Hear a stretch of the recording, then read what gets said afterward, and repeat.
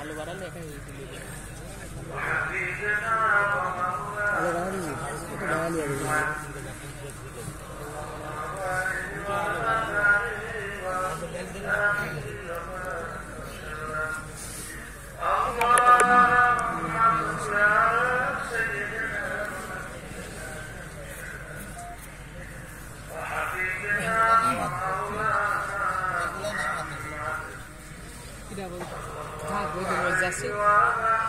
Battery কি লো কত বাড়েছে video চলছে না ভিডিওতে এমনি খাই মেলা 15% হলে আমার দিও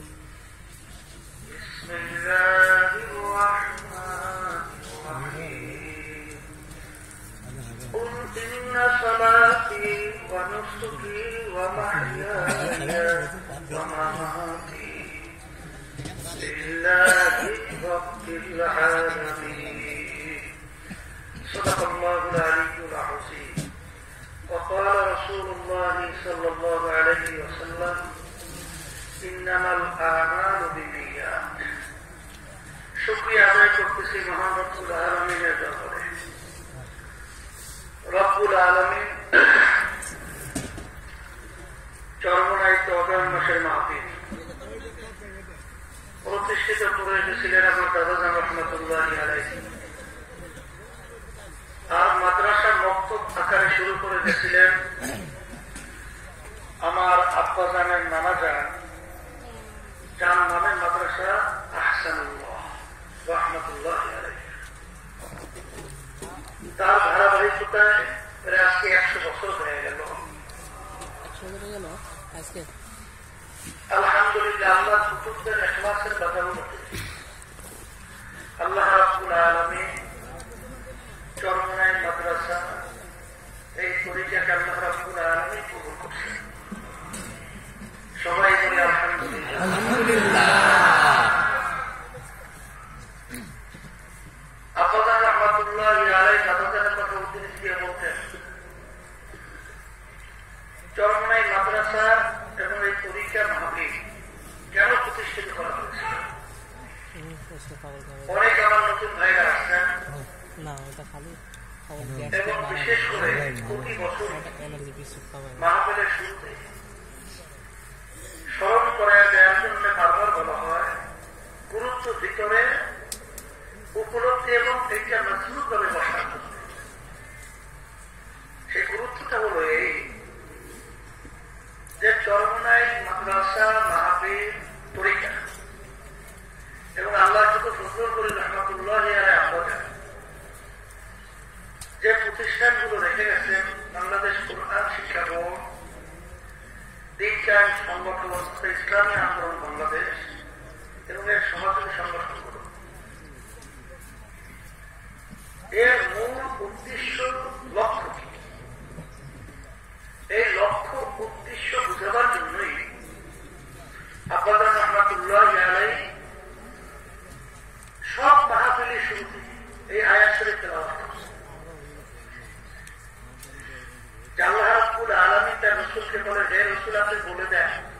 আমার বান্দা বান্দীদেরকে আপনার উম্মতদেরকে যে আমাদের নামাজ আমাদের রোজা আমাদের বাইকে থাকা মরিয়া যাওয়া এক কথা আমাদের যত কার্যক্রম গুলো আছে দুনিয়াতে সব কার্যক্রমের মূল লক্ষ্য উদ্দেশ্য হল আল্লাহ রাব্বুল আলামিনকে রাজি খুশির জন্যই কাকে রাজি খুশির উদ্দেশ্যে আল্লাহ আলহামদুলিল্লাহ আর আব্বাজান রহমতুল্লাহি আলাইহি বুখারী শরীফের প্রথম হাদিস মিশকাত শরীফের প্রথম হাদিস বুখারী রহমতুল্লাহি আলাইহি বুখারী শরীফ লিখে গেছেন আপনারা জানেন অনেকে যে কোরআনুল কারীমের পড়ি সমস্ত মুহাদ্দিসিন কিরাম একমত যে দুনিয়ার ভিতরে সহি কিতাব বিশুদ্ধ কিতাব তার নাম হল বুখারী শরীফ বুখারী শরীফের প্রথম বাব হল বাবুল ওহী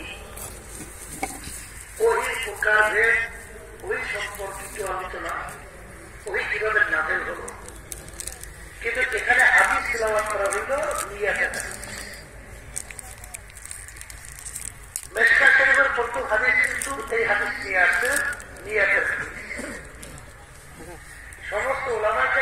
মুফাসসিরিনরা একমত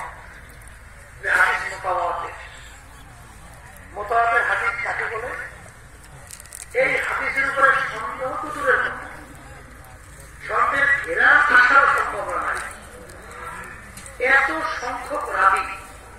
মানে বর্ণনাকারী এই হাদিস বয়ান করছে। এই হাদিসকে হাদিস মুতাওয়াতির বলা হয়।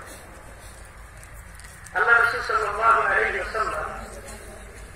আপনারা জানেন যখন মক্কা শরীফ থেকে হিজরত করে মদিনা শরীফ রওনা করছেন, তখন তার ওই কাফেলার মধ্যে এক আল্লাহর বান্দা এক মেয়েকে বিবাহ করার উদ্দেশ্যে তিনি রওনা করছেন। তবে আল্লাহ রাসূল সাল্লাল্লাহু আলাইহি ওয়াসাল্লাম বলেন, ইন্নামাল